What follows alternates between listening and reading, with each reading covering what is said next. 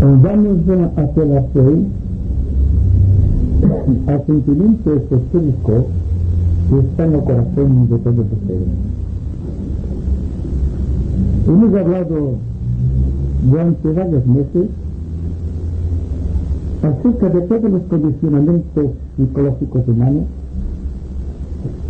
siempre de acuerdo con el sentido vital de la existencia que nos sitúa en un plan de proyección de las energías que constantemente envía sobre nuestro planeta la divinidad, el Dios del universo. Hemos tratado todos los temas susceptibles de ser comprendidos de acuerdo con la razón pura e intuitiva, y le he pedido siempre que tuviesen en cuenta lo que dijo Buda hace muchos siglos, de que si no hay que creer en tanto se nos diga, por bello y maravilloso que parezca, si no hay que aceptar las cosas simplemente porque son viejas y vienen legadas por la tradición, si no hay que aceptar tampoco las inspiraciones de los artistas porque dicen que han sido inspirados por los demás, tampoco hay que fiarse del propio razonamiento, que a veces es engañoso, pero sí hay que aceptar la voz interna del corazón, aquella voz que aparte de la propia voluntad asiente o rechaza todo cuanto es presentado a través de las formulaciones habladas o escritas. Es decir, Buda nos inclinó a que fuésemos creadores, más allá del pensamiento al seno de verdad desconocida. Lo mismo que más allá del corazón existen sentimientos que todavía la humanidad no ha logrado captar ni todavía comprender. Bien, hoy voy a apelar de nuevo a esta voz intuitiva del corazón, no para que acepten, ni tampoco para que rechacen, sino para que estudien internamente las reacciones que pueden suscitar mis palabras. Que aceptar o rechazar ya es cuestión de un principio psicológico más allá de la razón, más allá del entendimiento. Es decir sí o no más allá del libro de Buda, lo cual significa que es el reconocimiento de una verdad. Pues bien, la idea que voy a someter por la consideración de ustedes es la doctrina de los avatares, es decir, el conocimiento de los grandes intermediarios cósmicos que a través del tiempo han encarnado en el seno de la humanidad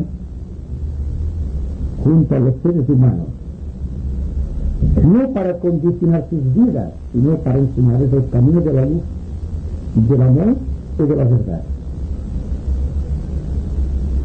El hecho de que la vida de la divinidad tienda implacablemente a desarrollarse en el corazón humano,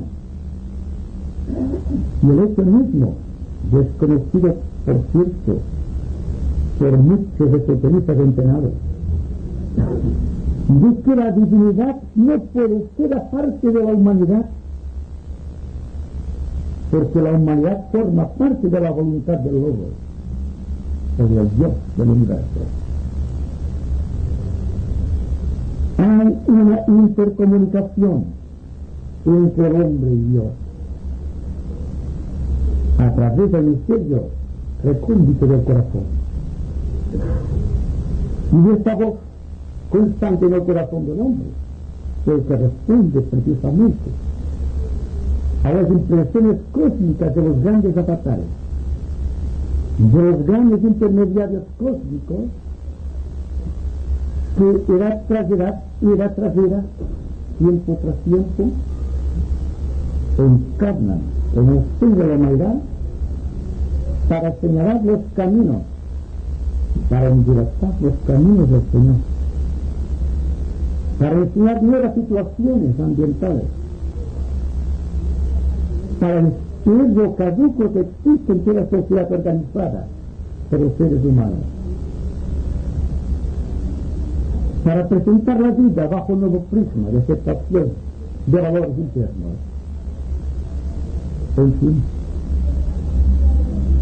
para estimular el espíritu del hombre y para que el hombre se dé cuenta de que Dios nunca lo abandona. Aún en los momentos más críticos de sufrimiento, Dios está con el hombre. El hombre no se da cuenta. Y es para que comprenda la realidad de Dios ascendente en el corazón inmanente del ser humano, que los grandes avatares, edad tras edad, ciclo tras ciclo, nos enseñan el camino de la verdad, que es el camino de Dios. En este universo de este quinto rayo, en el que impera el amor como esencia suprema de la vida, la compasión, que no es cualidad, sino que es ley de la naturaleza, hace que los grandes avatares se sientan entrañablemente unidos a la vida de los seres humanos. Y es por esta infinita atracción de amor que vienen los grandes intermediarios, Hermes, Cristo, Buda, Krishna, todos son encarnaciones de la divinidad que han dado ese mensaje de amor, de paz y de unidad a un mundo necesitado. Existe la comunión de los santos transmitida a través del tiempo. Existe una continuidad de la revelación divina. Y cuanto más necesitado está el ser humano, más afinado está el oído de Baratá para escuchar las súplicas de los hombres. Por nuestro, la ley de compasión que enlaza el corazón de un avatar, de un ser cósmico o de un ser planetario como Cristo y Buda, al corazón de la humanidad, para testificar con su enseñanza y mayormente con su ejemplo la vida abundante del corazón de Dios y la prueba irrefutable de que Dios nunca abandona al ser humano. No, al contrario, y repito, porque es necesario hacerlo, que cuanto más sufre el hombre, más cerca está de Dios. Porque del fondo del corazón del ser que sufre se le eleva una súplica intensa que, rebasando espacio y tiempo, llega a herir los oídos encervizados de la batalla de aquel que viene constantemente para ayudar a la humanidad. Ahora bien, ¿cómo responde la humanidad? ¿Cómo efectúa los necesarios reajustes para que las energías del avatar se introduzcan en el corazón humano, creando zonas de paz donde pueda reflejarse la inteligencia divina?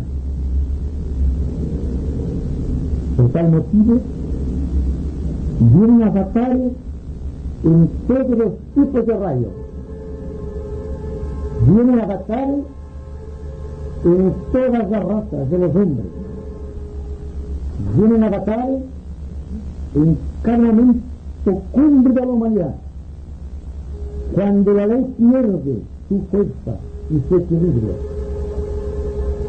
cuando el ser humano se siente desdichado en un sentido genérico, hablando siempre de la humanidad, como en el caso de una guerra, donde existe el conflicto de la dualidad, porque la guerra siempre es una lucha de voluntades opuestas en el ser de la humanidad, es cuando se vio justificada la presencia del avatar, del intermediario cósmico, del maestro por excelencia, que enseña el camino a seguir y ayuda a las fuerzas del bien para que triunfen de las fuerzas del mal.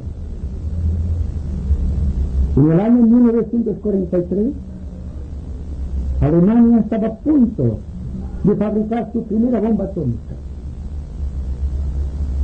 La energía de los comunicadores cósmicos, dirigida por el avatar de síntesis, planeó un aspecto circunstancial en la vida del progreso de la Tierra, y fueron traídas a la manifestación una serie de dudas del cuadro soprano que borraron de las mentes de los científicos alemanes las fórmulas algebraicas que tenían por objeto producir la primera bomba. Es un hecho secreto, pero que ha de hacerse generalizado en el sentido de que la gente en general comprenda que siempre hay una ley que está tratando de hacer que el ser humano y que la naturaleza entera sigan el camino que marca su propósito indefinible, que verdaderamente sereno llevará el hombre a la liberación. Antes de que se produjese la primera explosión nuclear, se habían intentado muchas pruebas nefastas en el sentido de la guerra por la nación alemana, que en aquellos momentos encarnaba la fuerza del mal cósmico. Desde 3 generaciones se estaba fraguando la guerra trágica que todos conocemos. Primero fue Bismarck, después von Hindenburg y finalmente Hitler, el agente del mal cósmico. De la misma manera que por el lado aliado hubo hombres que contrarrestaron aquellas fuerzas, como por ejemplo a partir de los primeros tiempos de la América hoy desconocida desde el punto de vista de su tiempo, que fue Abraham Lincoln, ese George Washington, y que culminó con Roosevelt. Siempre ha habido un intercambio de fuerzas, porque entiendan ustedes que hay avatares con el solo propósito de despertar el mal escondido en el corazón del hombre, que de otra manera no se comprendería, no sería visto en su justo poder por su resonancia. El mal cósmico siempre queda centralizado en alguna nación determinada de la Tierra, en un país cualquiera, por alguien que tiene poder en sí de recoger aquellas energías, ya sea para bien o para el mal. Que nos dice que las fuerzas de Reche estuvieron inspiradas durante mucho tiempo por las fuerzas del mal cósmico, formando un triángulo que de ser equilátero, en vez de ser isósceles o hexágono, hubiera producido la destrucción del planeta, porque no había amor en sus corazones, había solamente odio y destrucción, y el espíritu racial por encima de todas las cosas. ¿Bien? ¿Cómo se pudo evitar esto? Solo la presencia de los avatares y el avatar de síntesis, y verán en algún triángulo el espíritu de la paz y el señor Buda, como Cristo en los centros, pudieron invocar fuerzas cósmicas para destruir aquello que se estaba fragando. Podemos decir que ahora, esotéricamente, que en los primeros tiempos de la guerra y hasta que finalizó, hasta el establecimiento de la Carta del Atlántico con las 4 libertades humanas, las fuerzas de la luz estaban con los aliados. El caso es diferente. Por cuanto a las naciones, una vez han encontrado la justificación de una guerra, pero han ganado, empieza otro proceso interno de degeneración que exige normalmente la presencia de otro avatar. Y ese avatar se está produciendo ya.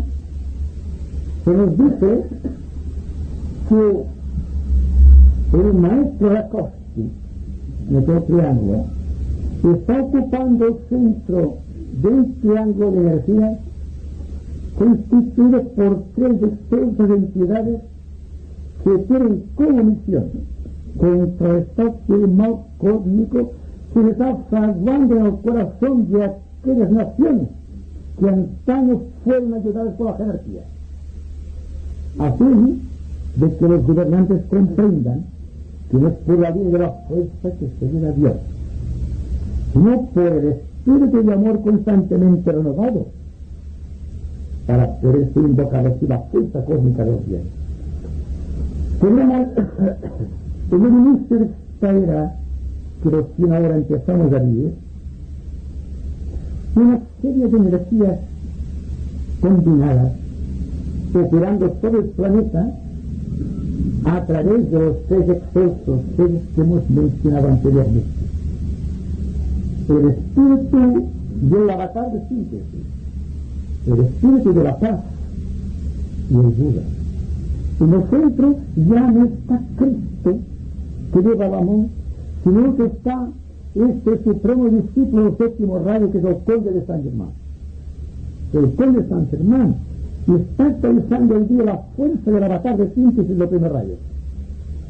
Está dirigiendo la fuerza de la naturaleza, porque, como decíamos antes, existen los avatares de rayos, y precisamente por la oposición que ocupa el maestro Rakowski, el príncipe Rakowski, o el conde de San Germán, que es la misma individualidad cósmica, se están manifestando las energías del 7º rayo, canalizando desde la constelación de Acuario y a través de Urano la fuerza de la destrucción de las fuerzas del mal. Así que la magia organizada del conde de San Germán, dirigiendo las energías del avatar de síntesis y siendo apadrinados, si es que podemos decirlo así, por el espíritu de la paz que proviene de Sirio, la gran estrella de la constelación del Can, y de Buda, que es el intermediario cósmico de nuestro planeta, porque tiene la misión de canalizar la fuerza de los 4 Kumaras con el ambiente cósmico, con todos los planetas del sistema solar, y también con las fuerzas cósmicas que provienen de otros sistemas solares, como por ejemplo de la constelación de las Pléyades y de la Osa Mayor, coincidiendo en este momento todo en una individualidad preparada que no podría por sí mismo precio ser una individualidad extensa, resistir la tremenda presión de todo este combinado de energías cósmicas para destruir el mal. Por otra parte, un triángulo constituido por el avatar de síntesis que proviene del corazón de Acuario, situado encima del planeta, constituyendo un triángulo equilátero perfecto sobre Cristo, hablando geométricamente y esotéricamente. Y el avatar, o el espíritu de la paz de Sirio, más el Buda, otra fuerza que tiende a mirar los efectos del rayo destructor que lleva en sus manos el Rincón de San Germán. Para llegar a un punto de síntesis en que existía un equilibrio, lo cual no existió en los tiempos de la pasada guerra mundial. Hay razón para sentirse optimistas y no hay que ser negativos y no pensar. Cuando se nos habla de destrucciones hay que parar la boca enseguida. Tenemos los avatares que nos ayudan. No puede existir una destrucción del planeta. Hay que ser positivos y no pensar. Y estar seguros de que realmente la verdad está ahí, en este punto, en que la negatividad de un ser humano, sin miedo a las circunstancias actuales, el temor al futuro, la desesperanza de sentirse débil en el fragor de la tormenta, cambie la actitud. ¿Qué le cuesta? De que él es un sacerdote y el altar del sacrificio, pero que puede invocar la fuerza cósmica. Y si todos pensamos de esta manera, razonable, lógica y esotérica, el mundo puede ser transformado en términos de realización, no en términos de destrucción o de miedo, porque el miedo en el ser humano lo incapacita para pensar, lo incapacita para sentir, lo incapacita para obrar, de acuerdo con la ley. Y naturalmente, hemos hablado de avatares. Conocemos producto de nuestro propio planeta, surgidos de las entrañas de la evolución planetaria, dos grandes avatares: el Cristo, que está en el corazón de todos los seres humanos, porque es un impulso de amor universal, y Yoga, que reúne a las personas para que comprendan el sentido del amor. Finalmente, existe un equilibrio. Cuando el amor y la mente están de acuerdo, nace en el hombre la perfecta inteligencia y se libera de los pares de opuestos. ¿Qué son los pares de opuestos? La eterna lucha del hombre entre el bien y el mal, entre si esto es bueno o esto es malo, más el dilema de tener que decidir, teniendo como tenemos el ánimo preso del miedo, que siempre inclina el corazón del hombre hacia las formas fáciles. Nunca he dicho, nunca le diré, que la liberación del hombre sea una cosa fácil. No, al contrario. La liberación es difícil. Es para los titanes del espíritu. Es para los hombres y mujeres de buena voluntad que han decidido luchar en el sentido justo de la palabra, para disiparse el espejismo mundial, para librarse de las ilusiones y para sentir un poco de compasión dentro de su corazón. Si hay compasión, habrá paz. Porque, repito, la compasión no es una cualidad de la naturaleza humana, sino que es una ley de Dios. Es coexistente con su propia voluntad de ser y de realizar. Y en el preciso momento de que el ser humano se da cuenta de que la compasión es la clave de la iniciación, tenderá a desarrollar el chakra cardíaco.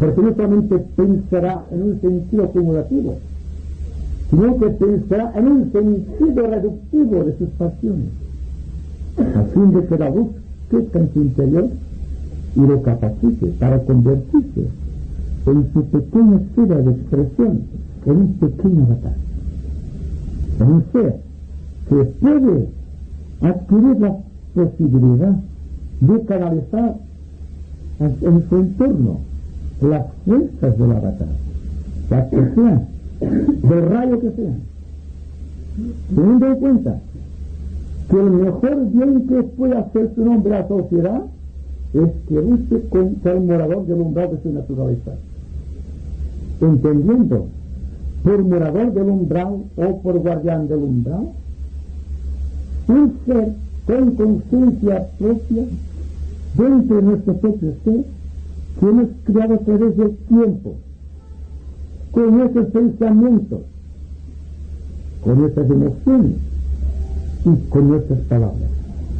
La incorrección en la actitud humana, el pensar, el sentir y el actuar, se van acumulando, se sedimentan y crean entidad.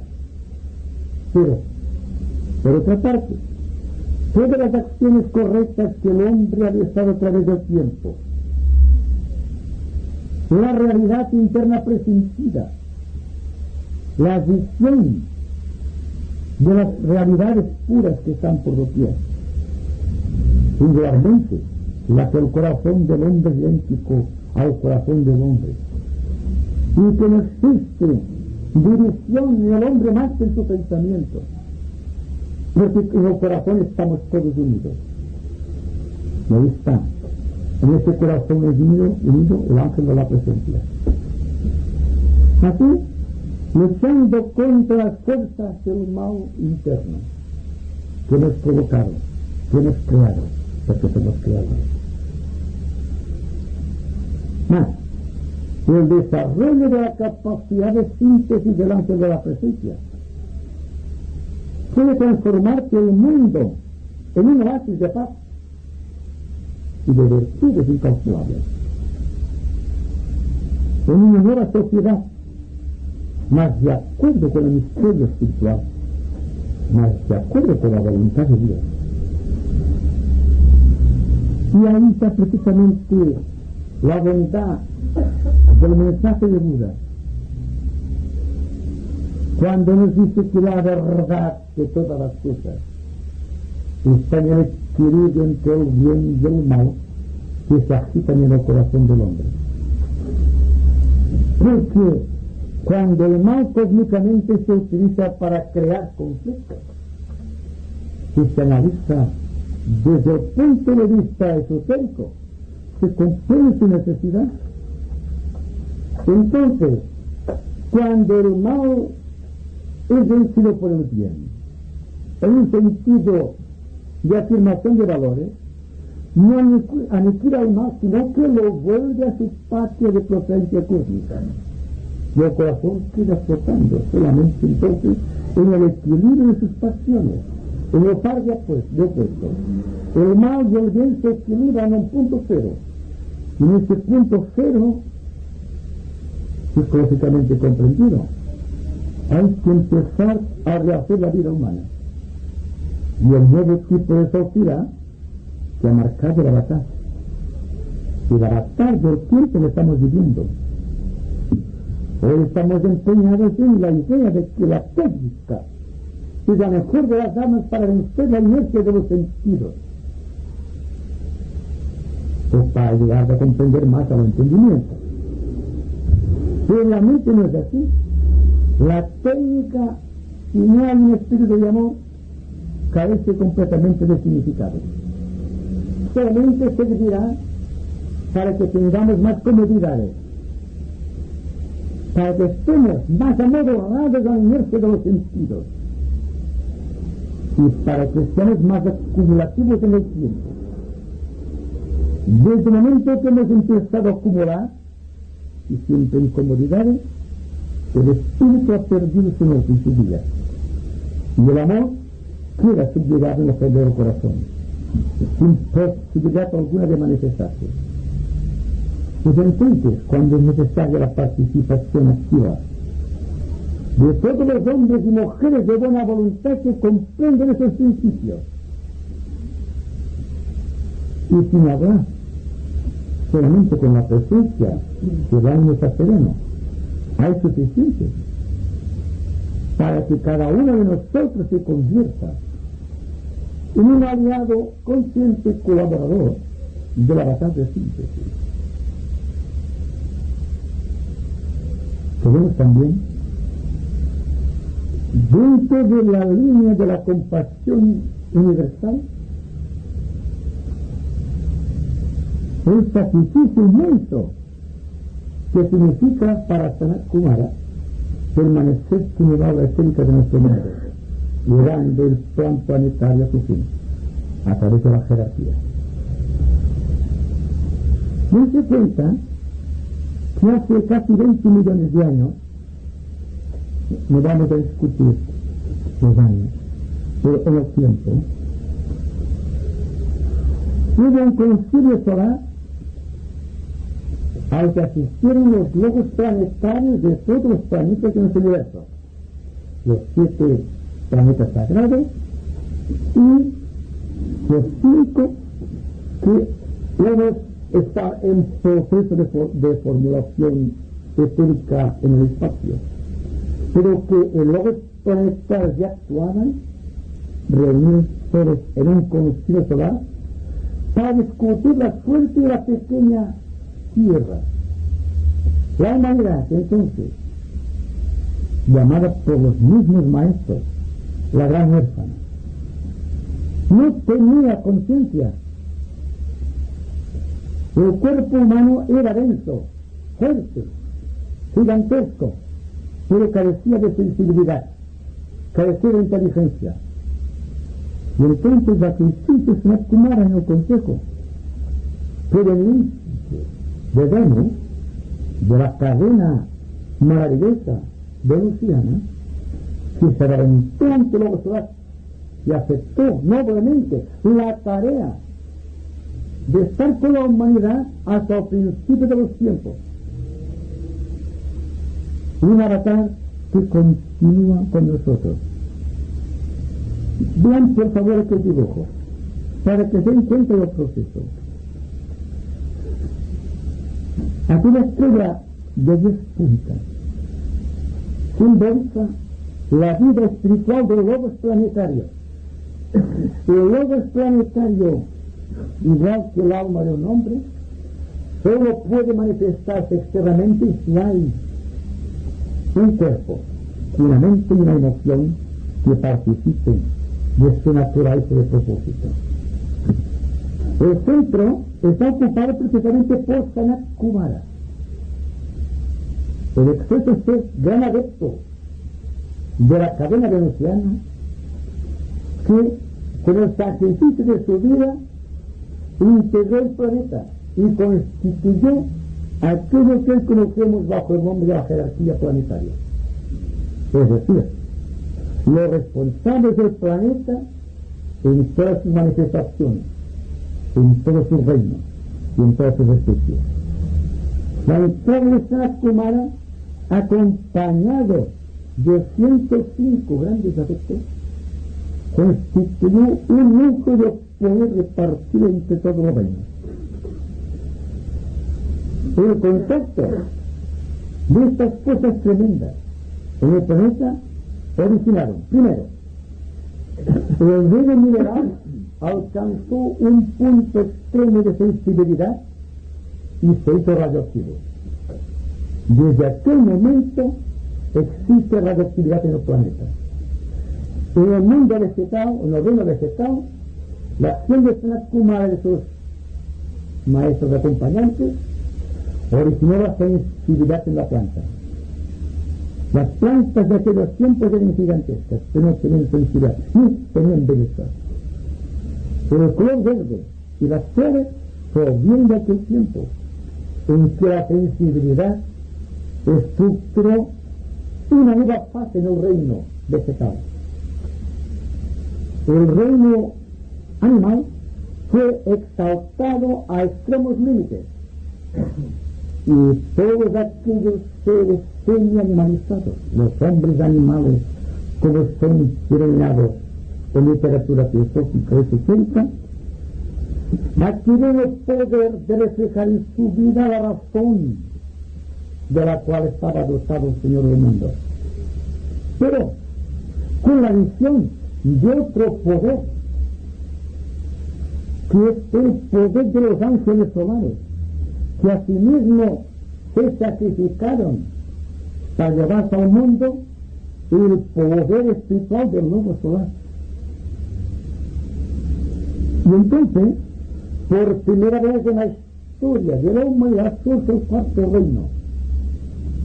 Los animales se individualizaron. El animal que marchaba encorvado, haciendo una paralela con la vertical del suelo, se eleva por encima y adquiere la vertical y empieza a actuar el fuego de Kundalini con sus 4 pétalos en el centro Muladhara. Y el hombre empieza ya a hurgar cósmicamente en las entrañas de la tierra para que ascienda Kundalini. Es que no había podido ser posible en el reino animal. Tenemos aquí un ejemplo de 2 grandes avatares en el sentido místico y esotérico que todavía continúan con nosotros. Primero, Sanat Kumara, representante o preparando el tabernáculo para que lo habite el logos planetario, y el ángel Soar en su propio plano, el tercer plano mental, el plano causal, desde donde dirige la vida de los seres humanos. Así, cuando se nos habla del ángel guardián, tengan presente que existe, que no es una ilusión, solamente la superstición y la tradición han presentado erróneamente la idea del ángel solar, pero él está constantemente con el oído atento a nuestra pequeña personalidad. Cuanto sufre, cuanto se siente desvinculado de la ley, es la voz de la conciencia. A través de esta voz siempre sabemos lo que debemos hacer, no que lo hagamos, sabemos lo que debemos hacer, sabemos cuál es nuestro dharma, cuál es nuestro deber. Y el ángel solar, tantos millones de años preparándose para esta obra, y al igual que Sanat Kumara dice, prometo solemnemente, ante el logo solar naturalmente, el Señor del voto inquebrantable, de no apartarme del ser humano que he escogido, para iluminarle hasta que él no alcance la liberación, se encuentre ese sacrificio, para el ser que constantemente vive en el nirvana. ¿Bien? ¿Y qué pasa con Sanat Kumara? Su promesa es exactamente la misma. No marcharé del planeta y estaré vinculado con el planeta hasta que el último de los hombres no haya pasado por la liberación. 2 avatares trabajando en la línea del segundo rayo de amor, de compasión y de sabiduría. Y bien, todo este largo preámbulo es solamente para decirles que existe en el planeta actualmente, aquí y ahora, una jerarquía de seres tratando de vincular los intereses del ser humano y llevarlo a la liberación. Esa jerarquía de maestros repartidos por todo el mundo son los agentes de los grandes avatares. Y el gran avatar que está aquí con nosotros es Buda. Si bien a Cristo se le adora en un sentido de algo que pasó, como sucede con las iglesias cristianas, que hacen hincapié en los momentos históricos de un hombre y habla muy poco de su naturaleza cósmica. Buda no representa en estos momentos un tipo de iglesia determinado, como tampoco lo representa Cristo, sino principios de la divinidad. Y si Cristo encarna el principio de amor, ya lo sabemos en el corazón, Buda encarna el principio de síntesis, de la iluminación, porque según se nos dice, Buda fue el primer ser humano aquí en la tierra que alcanzó la iluminación. Y entonces se dio cuenta del sufrimiento de la humanidad, y entonces, cuando en su corazón amoroso se fraguaron las estructuras de sus sublimes sacrificios. ¿Y cuál es ese sacrificio? Buda, ante el logos planetario y ante los kumaras que representan al logos planetario, había dicho: cada año descenderé a la tierra para darle al mundo la bendición solar. No la bendición simplemente del sistema solar, sino la bendición cósmica, del cual él es un agente particularmente inconmovible a través de las edades. La coincidencia de que su sacrificio se realice durante el plenilunio de mayo, que corresponde a Tauro, nos pone evidencia de que estamos hoy bajo la protección de Buda, porque hoy es precisamente la luna llena de Tauro. Y si es verdad, tal como aseguran las grandes tradiciones esotéricas del pasado, y tal como aseguran los discípulos que sienten esta llamada en su corazón, de que el Buda está con nosotros, podemos tener la certeza de que los que estamos aquí, estamos en estos momentos recibiendo su santa bendición, porque estamos en el periodo de luna llena y estamos en la luna llena de Tauro. Se cuenta de esta particularidad. Decía que en las iglesias cristianas se celebra el festival de Pascua gozando la resurrección de Cristo. Es decir, siempre están manipulando un hecho del pasado. No obstante, el hecho sucede siempre en la luna llena de Aries, en la noche de Aries. Y se nos dice que cuando Buda haya consumado su sangre de sacrificios en favor de la tierra o de la humanidad, las iglesias cristianas y las iglesias orientales se van a fundir en una sola religión, que se llama la síntesis, porque proviene de la fuerza que decíamos antes, del gran avatar, que tiene que unir todas las tradiciones, todas las religiones, todas las voluntades de los seres humanos. De la misma manera que Cristo ha unificado los corazones de los hombres, que a la tarde sí unificará sus voluntades.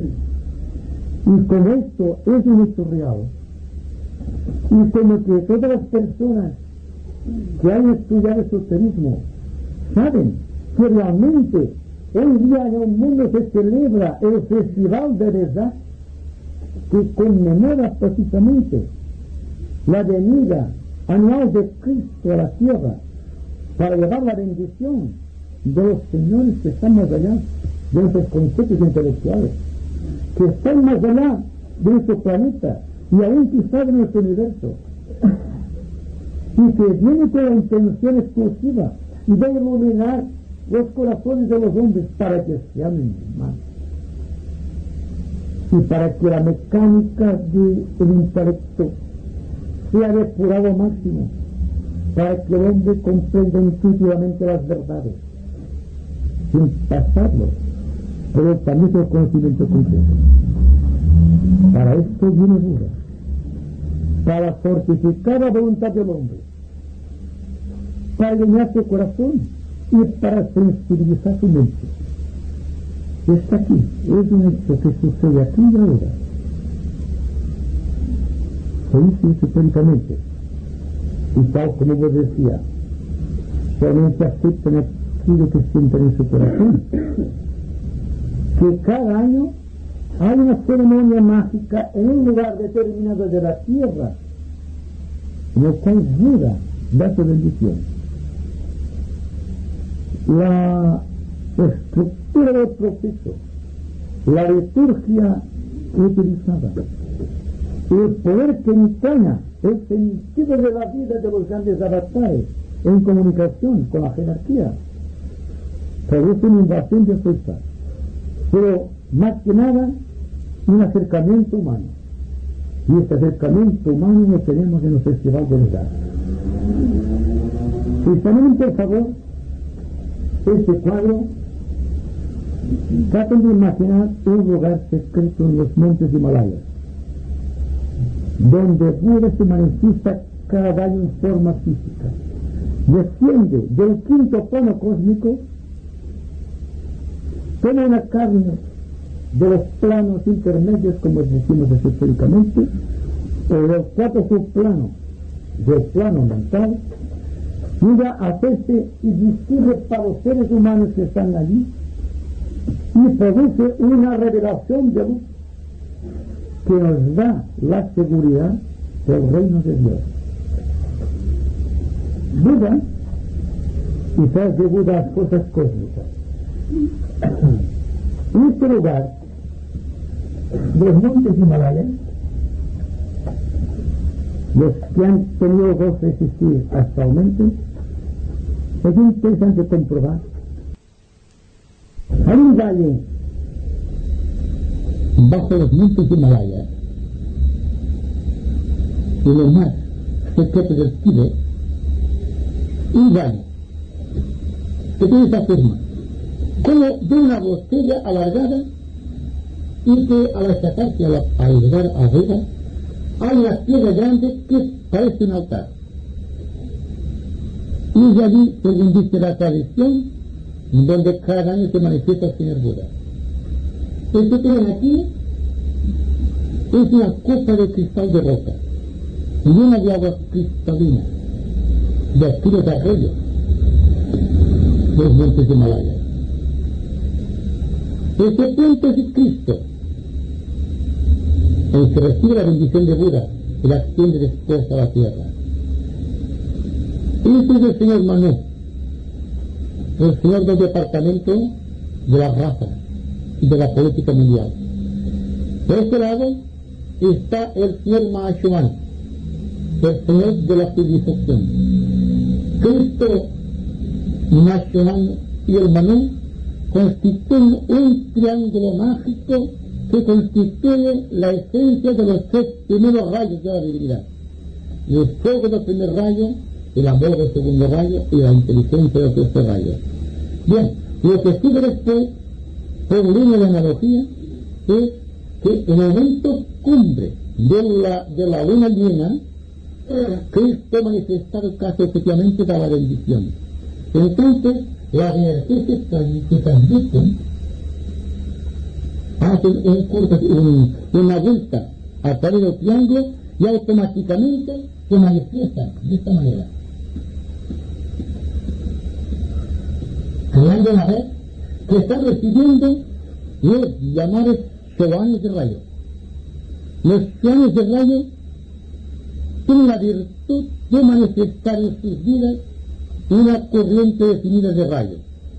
El rayo de la voluntad, del amor, de la inteligencia, del arte, de la ciencia, de la cultura, etcétera, etcétera. En este orden. Primero, el maestro Moria. Segundo, el maestro Kutumí. Tercero, el maestro aquel, esotéricamente llamado el veneciano. Cuarto, el maestro Serapis, el señor de los ángeles. Quinto, el maestro Hilarión, aquel que a través de María Coren dio este precioso libro que se llama Luz en los Senderos. Pero después el maestro Jesús, de quien Cristo utilizó su cuerpo para manifestarse durante los 3 años de su prédica. Y finalmente viene un maestro de la línea del 7º rayo, y no es el conde de San Germán, porque según se nos ha comunicado últimamente, el conde de San Germán ocupa el lugar del señor de la civilización debido a la preparación para canalizar las energías de síntesis, que es este departamento donde se distribuyen las fuerzas. Tenemos entonces que una vez la energía pasa por el triángulo, vean el efecto de la luz, hasta tener un cristal prismático de tipo de luz, que se descompone en 7 colores. Es el mismo efecto. Cristo, Manu, el maestro, a través de los 7 maestros de rayo, ya están impregnando a toda la jerarquía en pleno que está asistiendo a este festival. Y tiene que comprobarse en ustedes los efectos de lo que les digo. Cada año, durante el plenilunio exacto de Tauro, en el mes de mayo, se dan cuenta cómo sienten dentro de su corazón una fuerza avasalladora que los lleva hacia adelante, que imprime en su carácter una nueva voz, un nuevo entendimiento, un nuevo acercamiento humano. Traten de hacerlo. Dense cuenta que esto, si bien parece una fábula, o parece algo de la fantasía humana, puedo garantizarles que es una realidad. Pero ustedes deben responder al impulso del propio corazón. Si el corazón asiente, acepten. Si el corazón se siente en duda, responden los juicios. En todo caso, la experiencia no quedará a sus vidas un convencimiento de la realidad de lo que estamos diciendo. Y esto pertenece al equipo de ustedes, no al equipo de mi pequeña persona. Pero se han dicho muchas cosas, pero creo que hemos dicho bastante para tener un diálogo amable y extenso. No tengo todo tiene para ustedes, para que podamos discutir que está más ampliamente todos esos puntos.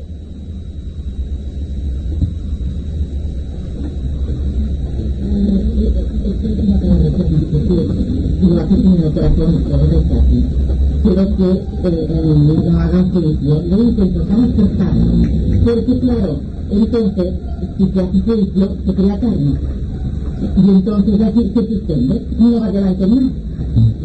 La legislación no está en esto. Exacto. La persona tiene una opción siempre: aceptar o rechazar.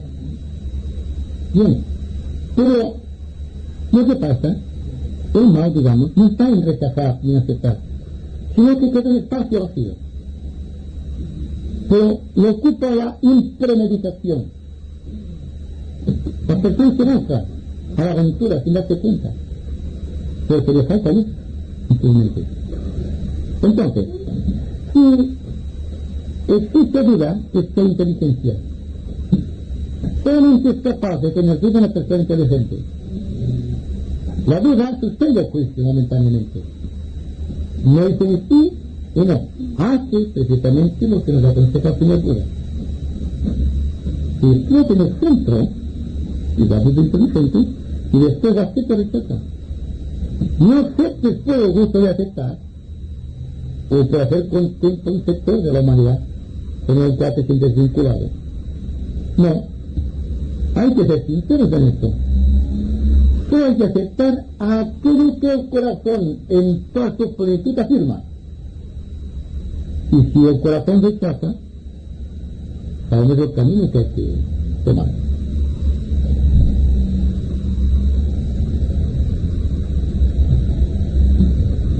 Quiero preguntarte, hermano Beltrán, tengo entendido, tiempos remotos, que unificaron 3 religiones. Entonces esta conferencia tuya mi intención o entiende que estas 3 religiones que hicieron contra las religiones de unificación que después se manifestaron por fuerzas negativas es la unificación entre Buda, Cristo y los otros maestros que entrarnos a la tierra de nuevo. Sería una manera muy buena de enfocar el asunto.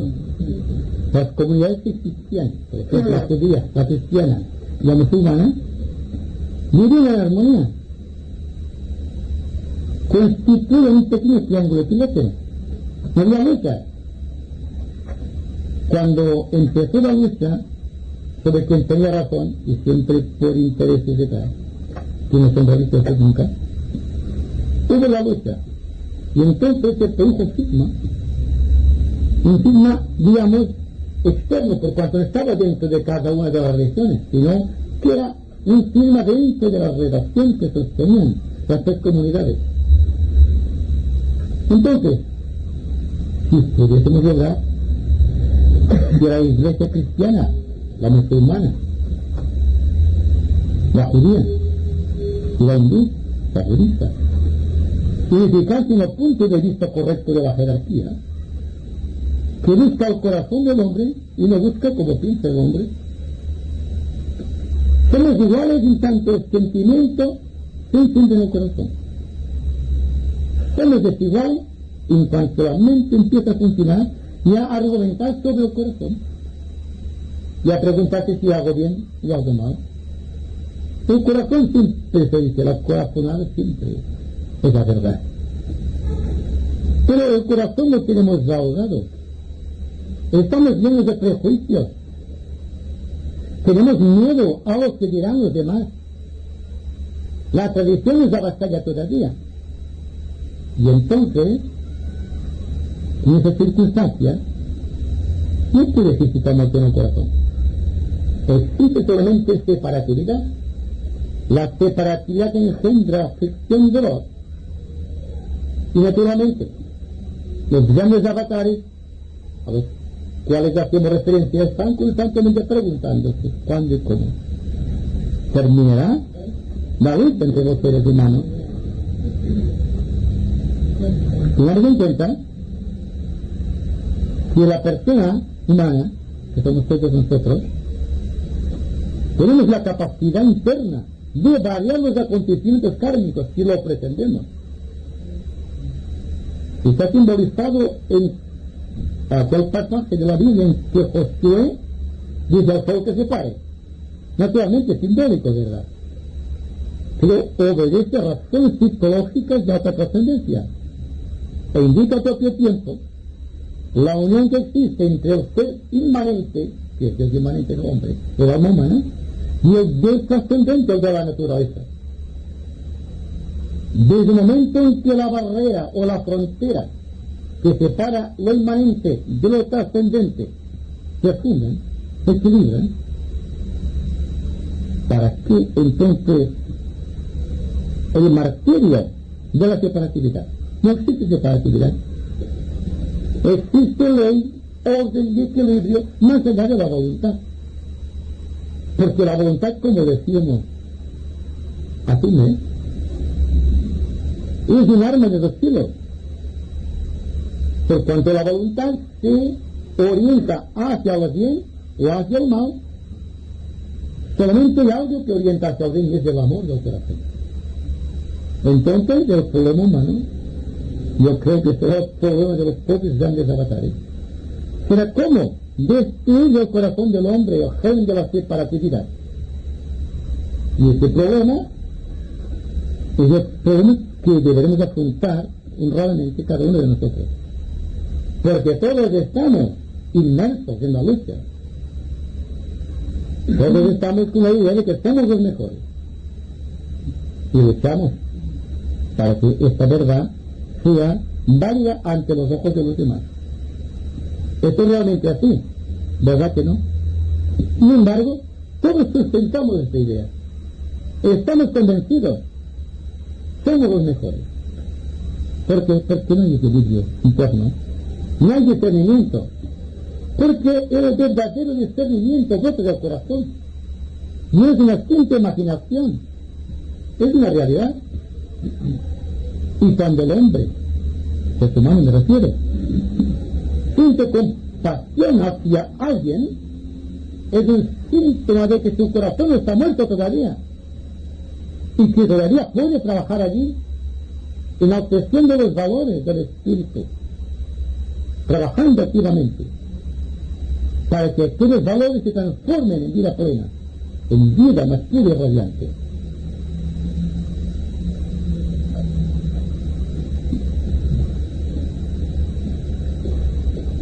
Y respecto de los tres lados, yo pienso que tenemos agresión bastante concreta para poder explicarlo de dos maneras. De una manera muy limpia, sin ninguna clase de interés, sin ninguna clase de prejuicio, si tenemos esta clase y nos da paz, yo creo que es excelente bastante. Esto es algo que todos podemos vivir. Si nos da paz, estamos en el cierto. Si no nos da paz, estamos en el siguiente. Correcto. Que hay que darse una cuenta que cada paz tiene y llega a paz. Sí, ahora sí.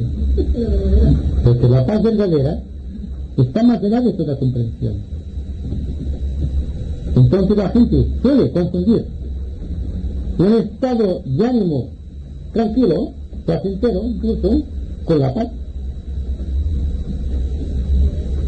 Una persona puede estar bien emocionalmente, pero está bien en aquel nivel. Y los negocios van bien, tengo familia, hijos que me quieren, tengo un coche y una cuenta en el banco, y la gente está contenta y tranquila. No está gobierno. Entonces, cuando hablamos de la paz hay que matizarlo mucho. Hablamos de aquella paz, más allá de toda comprensión, como fue suficiente para transfigurar la vida del hombre. Simplemente eso. Yo quería una pregunta que hace poco me llegaba, digo, de todo el problema de la energía de la nucleares. Como todos sabemos, el hombre ha ido a separatividad del átomo. Pero al mismo tiempo, creo que está engañando a todos, creyendo que puede hacer átomos de la paz. Entonces yo creo que es imposible. Esa pregunta que me ha venido, que no es mía, pero creo que es necesario que sea. Y tiene una razón. Los que van contra, no por las cosas políticas, sino tiene una razón que ni los políticos ni los científicos saben, que es que hay un poder superior al político y al científico, que es que el poder del átomo tiene más fuerza que él y se les escapa. Exacto. No, es que los científicos, y más que los científicos, que yo creo que son personas muy honradas, que está en la política mundial. Entonces se habla de átomos de la paz, sin saber que el átomo es una entidad. Una de las cosas que traerá la batalla de síntesis es el convencimiento humano de que no solamente existen seres humanos inteligentes, sino que hay en la naturaleza fuerzas inteligentes más allá del hombre y menos allá del hombre. Una de las fuerzas inteligentes es la fuerza de la materia, la inteligencia de la materia condensada en un simple átomo. El átomo, como sabes, es una entidad igual que el ser humano, funciona idénticamente con el ser humano, de la misma manera que el ser humano funciona de idéntica manera que el universo. Es decir, que espíritu, alma y cuerpo, o mente, emoción y conducta, la tenemos en el átomo, en el protón, en el electrón y en el neutrón. Es un triángulo que cuando funciona equitativamente puede producir una paz dentro de la vida del átomo, con la singularidad de que el átomo no se equivoca, el hombre sí, el átomo no. Nunca un átomo de hidrógeno se mezclará con otro que sea de uranio, por ejemplo, o de plutonio, o de átomo que sea. Siempre tiene la tendencia a reunirse inteligentemente, con aquel que encuentra dentro de su campo de afinidad. Y es un partido hacia el hombre. Pero como que el átomo no tiene una conciencia de libre albedrío, sino que obedece a las leyes de la materia, que es inteligente también, se equivoca. Porque allí en donde encuentra vinculación de sensibilidad o de reciprocidad, también existe el foco de la dispersión. Porque no hay ninguna persona que sea humilde en el sentido estricto de la palabra. Cuando estamos en un grupo queremos mandar todos. La mayoría tenemos tendencias por aquello que decíamos antes, de que supervalorizamos nuestras tendencias, nuestras capacidades, y con esto restamos oportunidades de la vida en nuestro corazón. Dense cuenta lo hermoso que significa, por ejemplo, que un átomo se sienta inferior a la célula y no reaccione contra ella, comprende intuitivamente, podemos decirlo así, porque hay una intuición en la materia de que el lugar del átomo es dentro de una célula y no que las células tomen el lugar del átomo. Pero esto no sucede con ningún grupo humano. Vamos a un grupo seguros y convencidos, y hay muchas excepciones naturalmente, solamente queriéndonos llevados por el espíritu mesiánico de mandar y de inculcar lo que creemos acerca de cualquier cuestión. Y se ha perdido tanto tiempo discutiendo si tengo verdad o no tengo verdad, o si lo mío es mejor que lo tuyo, que En resumidas cuentas, es lo que pasa con las religiones.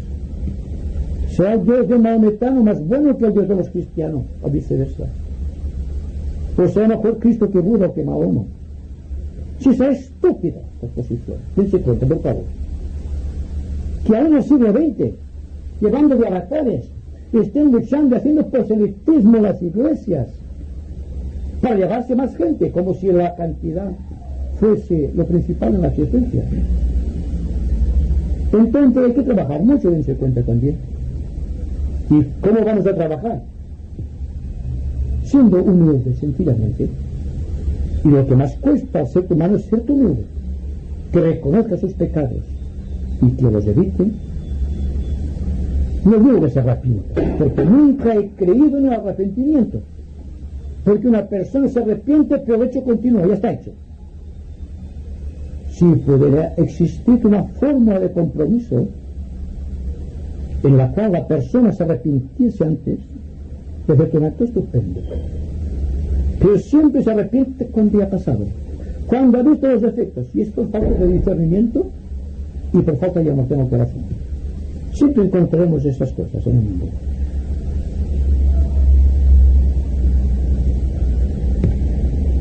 Usted ha hablado de que la célula está condicionada con esto, por ser específica, y que la como jamás se revela contra la célula. Es decir, hay una jerarquía, una ley universal de superior a inferior. Y le pregunto, ¿por qué los hombres, con esta conciencia, esta inteligencia, siempre nos saltamos estas leyes que deberían ser universales? Estamos siempre en este desorden que nos hace ser tan desgraciados. Poner las cosas en su verdadera jerarquía. ¿Usted le pregunta? Yo también. Me pregunto también yo. ¿Cómo puede ser la persona aparentemente inteligente, perdón a todos, tan estúpida en ciertos momentos de su vida? Hay que aceptar noblemente nuestra situación psicológica. Estamos aquí para confesarnos mutuamente. No basta que tengamos una idea más o menos aproximada de lo cósmico, más inteligente o menos inteligente, con una mayor o menor perspectiva. Solo simplemente que nos demos cuenta de nuestra posición actual, psicológica, aquí y ahora. ¿Cómo reaccionamos a las cosas? Ahí empieza el trabajo. Porque la reacción a una cosa o a un hecho puede determinar lo que somos con respecto al hecho y a una serie de acontecimientos vitales en la existencia. Por ejemplo, mi punto de vista con respecto a la religión, mi punto de vista con respecto a la política, mi punto de vista con respecto a mi propio vecino, con las críticas que ustedes saben que se llevan entre manos, todo esto.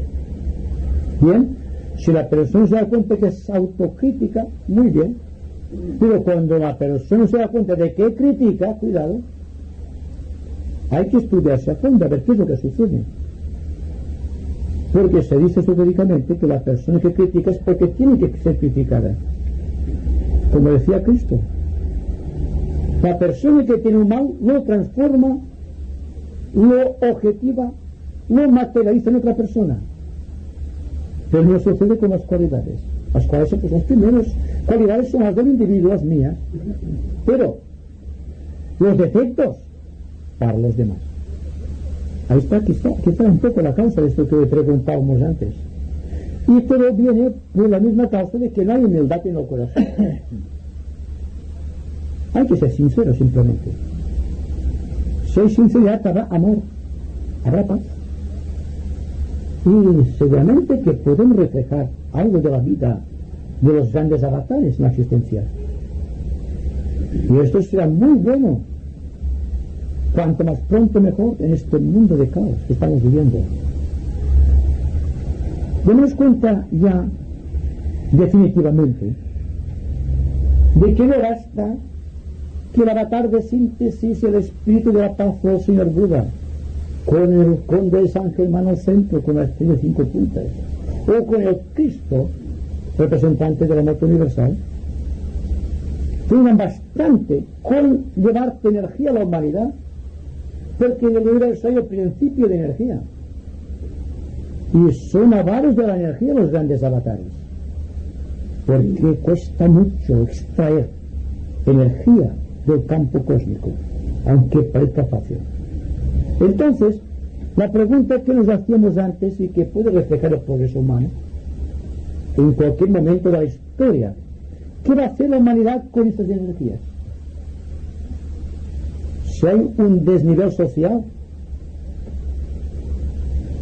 cada vez hay más pobres y cada vez más ricos, se dice, en el sentido social. Pero es que en el fondo del corazón estamos contribuyendo todos a esta espantoso estado de cosas.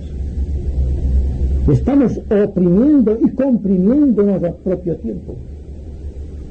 Significa que no tenemos paz, y que la paz que podemos desarrollar es tan pequeña que no basta para la propia necesidad. Cuando el espíritu de la paz es abierto, es para todos. Y como decíamos el otro día también, si una persona siente paz y siente amor, no tiene por qué pregonarlo. Es él aquello. Donde vaya él, irá el amor y la buena voluntad y la paz. No esté pagando la paz con las palabras, cuando está reseco el corazón. Si hay paz en el corazón, las palabras pueden existir, ¿por qué no? Pero no son necesarias para provocar un acontecimiento externo.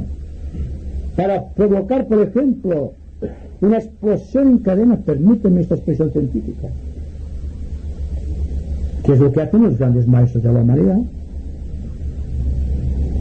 Hablan tan poco que creo que se hablan con símbolos o con música, porque su vida es tan llena que solamente con aquella fusión de amor y de plenitud tienen bastante. Es aquello que dice Krishna: he llenado el universo con un pequeño fragmento de mí mismo.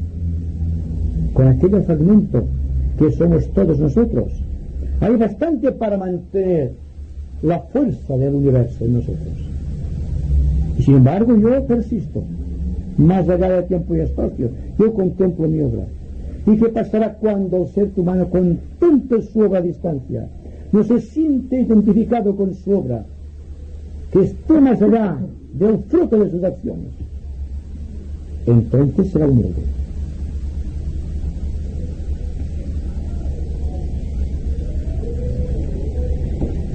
Digamos en un estado ideal de cosas, la pregunta es si esta energía que recibimos a través de su vida, y si la humanidad es humilde, en vez de disiparla, se podría potenciar. Naturalmente. Hay una cosa aquí.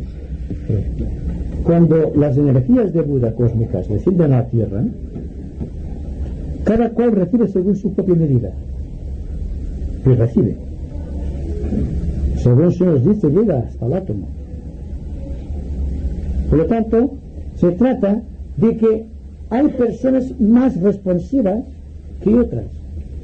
Pero hay personas que, siendo responsivas, tienen poca calidad. Y hay personas que, siendo responsivos, tienen poca calidad también interna.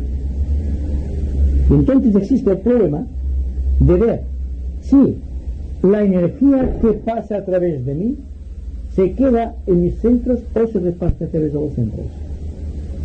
Claro que la humildad presupone el desarrollo de los centros etéricos.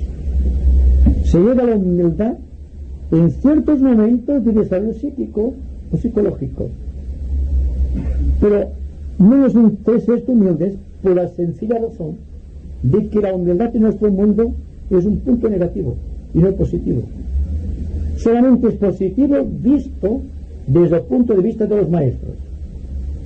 Cuando el maestro ve a una persona humilde, se retrata en aquella persona, porque la mente y el corazón de aquella persona son como un espejo limpio y transparente, y su transparencia es virtud, es verdad, es realización. Es decir, alcanzamos la plenitud de la paz y de la verdad en este impulso de no retener aquello que se nos da graciosamente por la gracia de Buda o de los grandes avatares. Nos limitamos en pequeñecemos desde el punto de vista de la persona que se apropia aquella energía para su uso particular. Entonces, a una persona corriente no pasa nada. Está siguiendo el impulso de su propia evolución o colmando su propia medida. Pero ¿qué ocurrirá cuando se trata de una persona que ha estudiado mucho y que blasona de estudios esotéricos? Habrá una responsabilidad, ¿verdad? Pues bien, esta responsabilidad es la que debemos acentuar constantemente. Cuando tengamos energía y la desperdiciemos en nuestro provecho. Cuando sentimos energía, la energía del amor, de compasión, o el impulso, no de sentimientos, sino de realidad, y lo compartimos con nuestros hermanos, hay una intercomunicación de energía con base en la fraternidad cósmica, del cual nuestro planeta trata de ser un pequeño ejemplo. También sabemos que todo el sentido de la vida evolutiva, que todo el sentido de renuncia al que se refirió Cristo, que todo el poder del hombre viene por la intercesión de los ángeles solares y Sri Kumara. Realmente estamos progresando hacia los cosmos a través de estas excesas personalidades. Un sentimiento de reverencia, de gratitud, tratando de comprender qué es lo que quieren de nosotros o qué podemos hacer por ellos. Han pasado los momentos en que la persona pedía a Dios. Ahora hay que pedir de otra manera y preguntarle a Dios qué puedo hacer por ti, lo cual es muy difícil de conseguir, porque como decía antes, todos estamos seguros de que lo que hacemos está bien y virtualmente estamos más allá de la medida de la autocrítica, aunque critiquemos a los demás. ¿Se cansan ya, verdad?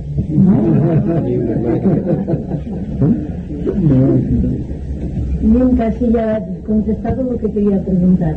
Era si podrías darnos una síntesis de lo que el hombre debería hacer para colaborar con el avatar que se prepara para quitar el mal cósmico. Siendo sintético, siendo humilde. La síntesis de todo está en la humildad. Ahora bien, como no somos humildes, la pregunta se enfoca: ¿qué es lo que puedo hacer yo que no soy todavía humilde para canalizar las fuerzas, digamos, de estos grandes avatares? Pues bien, tratando de ser humilde. ¿Sí? Que la explicación es muy concisa, no debe extenderse en comentarios, porque lo hemos dicho todo. Si sentimos amor y sentimos compasión, no hay que preocuparse. Hay un sentido de valores internos que estamos desarrollando. Si existe paz en nuestro interior, no tenemos por qué blasonarlo. Siempre he dicho que una persona que blasona de una actitud o de una virtud o de una cualidad es que no la posee. Porque la persona que tiene virtud, lo que menos piensa en la virtud, precisamente porque ya la ha conquistado. En cambio, puede hablar, por ejemplo, de la falta de amor, sí que puede hablar porque sabe que no tiene amor.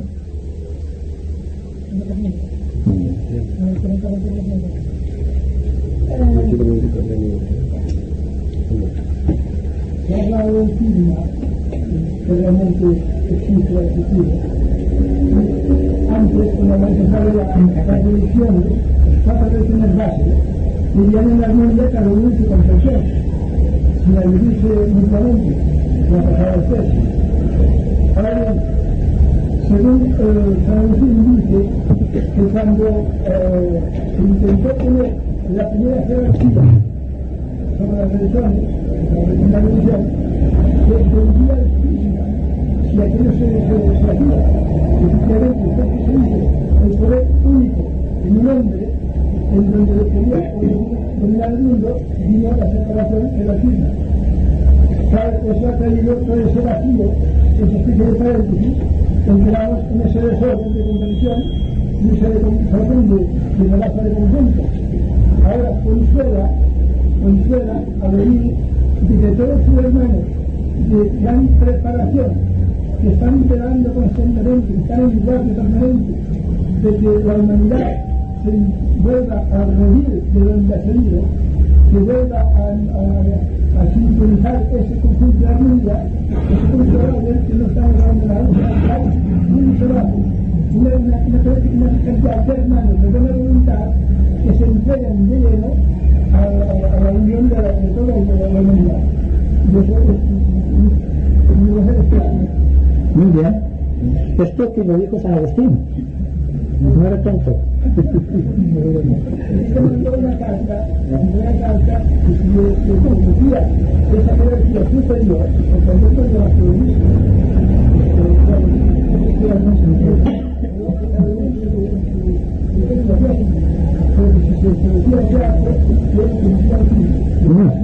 tiene mucha razón en esto. De acuerdo, ¿no? Puedes estar de acuerdo.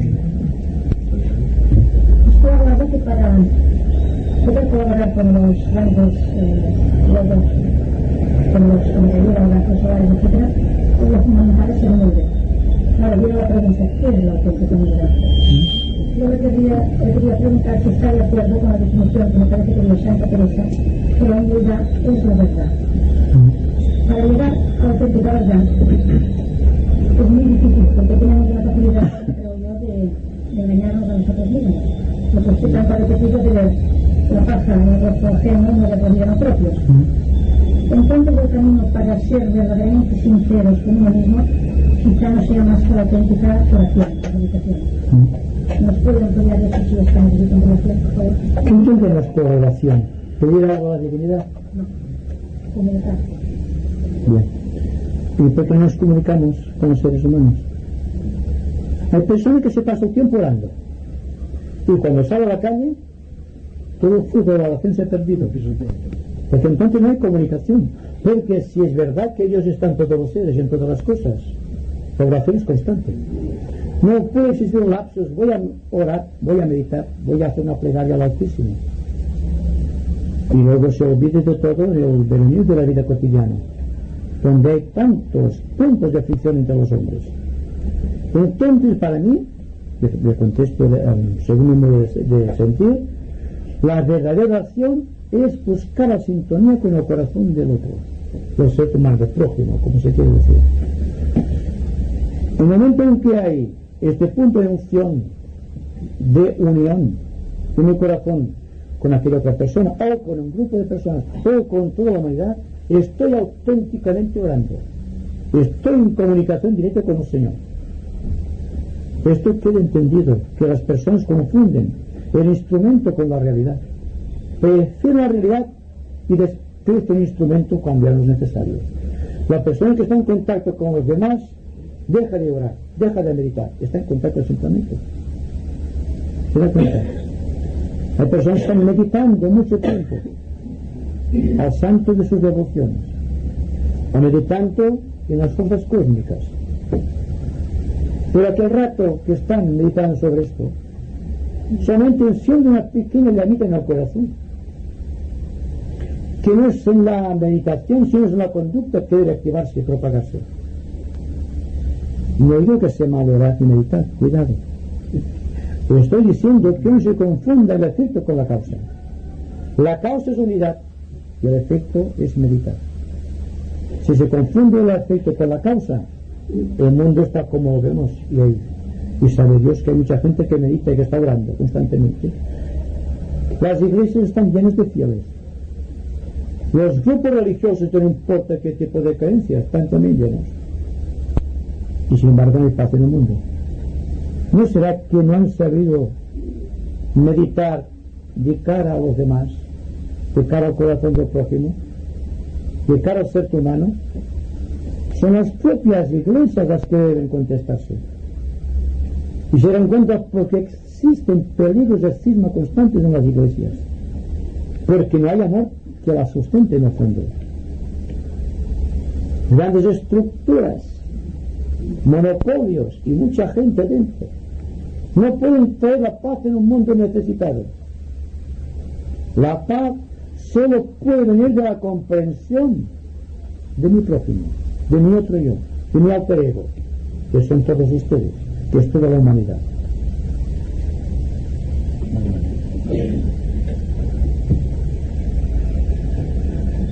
Vamos a alto de silencio ahora, si acaso ya terminaremos.